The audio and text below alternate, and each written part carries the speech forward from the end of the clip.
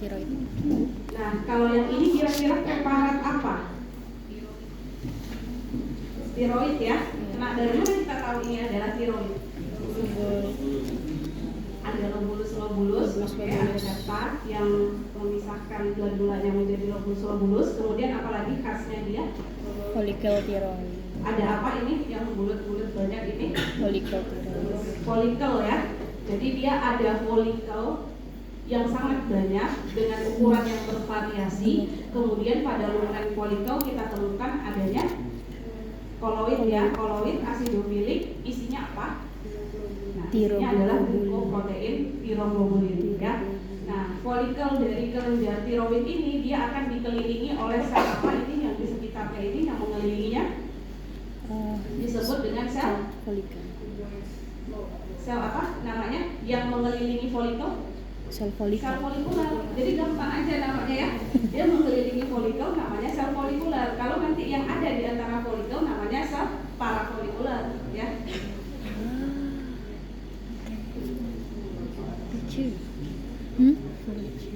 Apa? Enggak. Tadi apa? Apa? Yang antar folikuler tadi. Antar sel folikuler yang mengelilingi.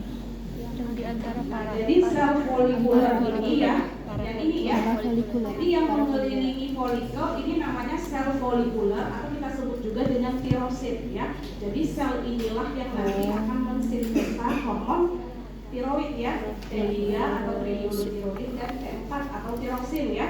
Nah, sel folikuler yang mengelilingi folikel ini bentuknya bervariasi ya, mulai dari simple squamous bisa nanti ke bentuk yang low cuboid ya atau low columnar ya, jadi bervariasi. Jadi kalau kelenjar itu dia aktif ya, sedang aktif mensintesa hormon tiroid, maka biasanya sel folikulernya ini bentuknya mulai dari cuboid sampai low columnar. Tapi kalau seandainya dia sedang tidak aktif mensintesa hormon tiroid, itu bentuk dari sel folikulernya ini simple squamous ya kan. Nah, karena kemarin udah dijelaskan ya secara teori hormon ya yang dihasilkan oleh sel folikuler itu sekali dia mensintesa itu disimpan di folikelnya, itu masih bisa untuk cadangan selama 3 bulan ya. Jadi ada kondisi-kondisi di mana memang folikel itu sedang tidak aktif mensintesa hormon tiroid. Jadi nanti kamu akan melihat folikel itu bentuk sel folikulernya juga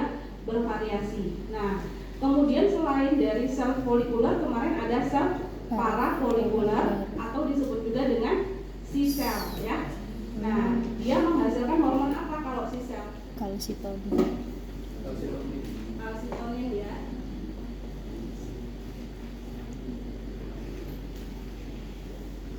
Nah, jadi kalau yang parafolikuler atau C-cell itu dia bisa berada di antara folikel ya, yang ini ya, dan ukurannya lebih besar dibandingkan dengan sel folikuler. Tapi nanti bisa juga kita temukan di antara sel folikuler ya.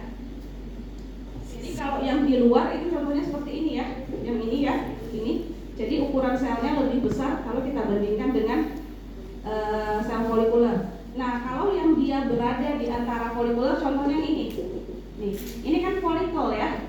Folikel ya, ini sel folikuler. Nah, ini adalah sel parafolikuler atau C-cell yang berada di antara sel folikuler. Jadi nanti kamu bisa menemukannya itu di dua tempat, bisa berada di antara sel folikuler ya, mirip gitu ya. Dan seperti ini contohnya ya, ini yang besar ini adalah sel parafolikuler atau C-cell, atau dia berkelompok ya di luar folikel ya. Contohnya yang ini ya. Nah, sel ini nanti akan menghasilkan hormon kalsitonin ya, yang mana nanti hormon kalsitonin ini akan dilepaskan kalau kadar kalsium di dalam darah tinggi ya. Nah, kerjanya apa? Nanti kan kadar kalsium di dalam darah tinggi, hormon kalsitonin dilepaskan, maka hormon kalsitonin ini ngapain dia? Apa? Dia akan menghambat aktivitas osteoklas. Kalau aktivitas osteoklas dihambat, akibatnya resorpsi matriks tulang akan berkurang. Kalau resorpsi matriks tulang berkurang, akibatnya kalsium yang dilepaskan ya, karena kan matriks tulang itu rasio ya, itu juga akan berkurang ya.